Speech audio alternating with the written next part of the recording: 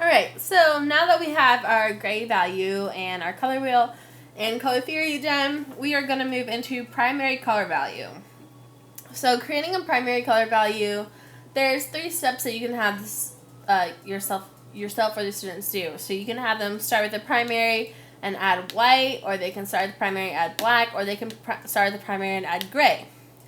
Fourth option potentially is they can do a primary and then they can add the gray tones that they used in the left column to the one on the right. It just depends on what your students want to do or yourself. Just make sure to make a note of it, what you added. So if you did do each individual color that you have on the side, put a note down here at the bottom saying which one you did. So primary color value, adding white, black, gray, or gray value scale on the left. Just so that you know what exactly you did to come to those colors.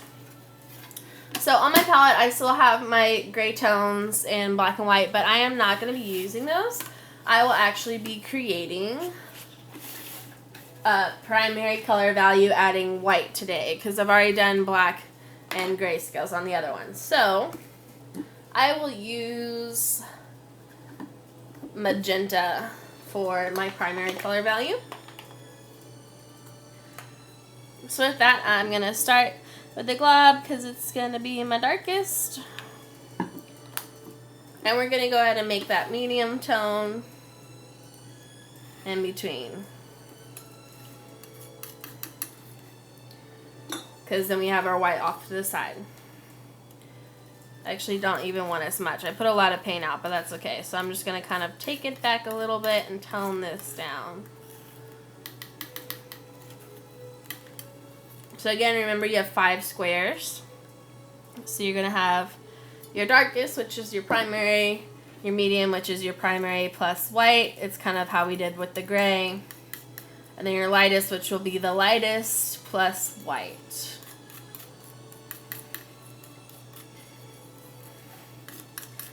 This magenta plus this white kind of comes out to almost like a very bubblegum pink color, which is not my favorite, but it'll make do. Alright, so now we need our in-between colors.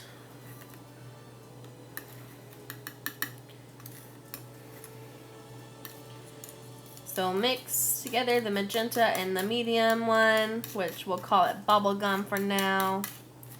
And make sure you're mixing really well, and that there's no marbling within the paint. Yeah, we're actually going to make one more darker color because I really like how light this one is. So I think this one will actually be our medium tone. Again, that's the beauty of paint, is you can constantly adjust to it and just mix up more paint. And this way we're getting a nice transition between the colors rather than a big jump like we did on our gray value.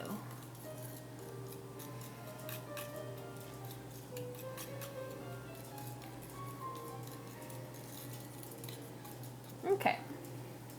So I have 1, 2, 3, 4. Now I need to add more white to this one. So clean off the brush really well since we just added our darks. I'm going to come over here and steal some white from my paint pile, and I'm going to mix this one together to create my really lightest tone.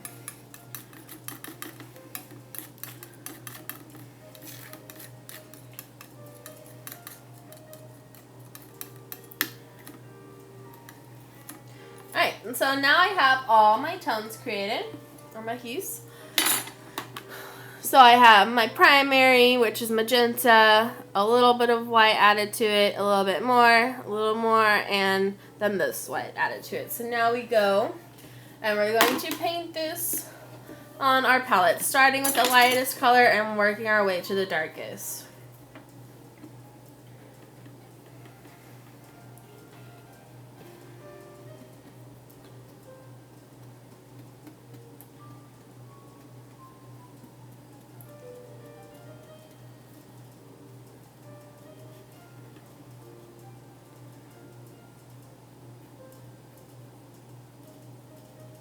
Again, try and keep it as neat as possible.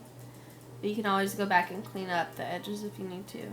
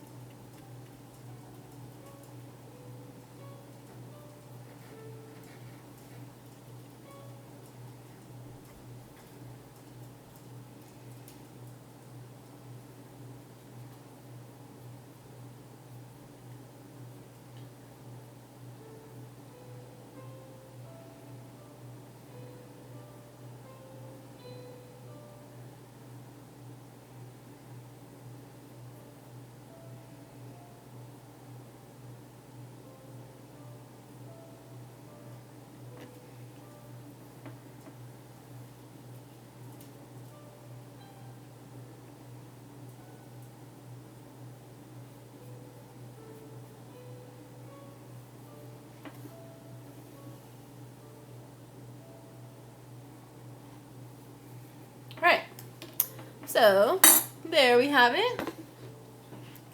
We have our primary value scale. So we have our magenta pure on the right, and it works its way down to a very light pink. We kind of have our bubblegum color in the middle that we created. So when you're done, go back and clean up all the edges again, just to make sure it's nice and neat. What really will help is, taking your time. I was just doing this fast just because I've done it a few times, so even I have to go back and clean up.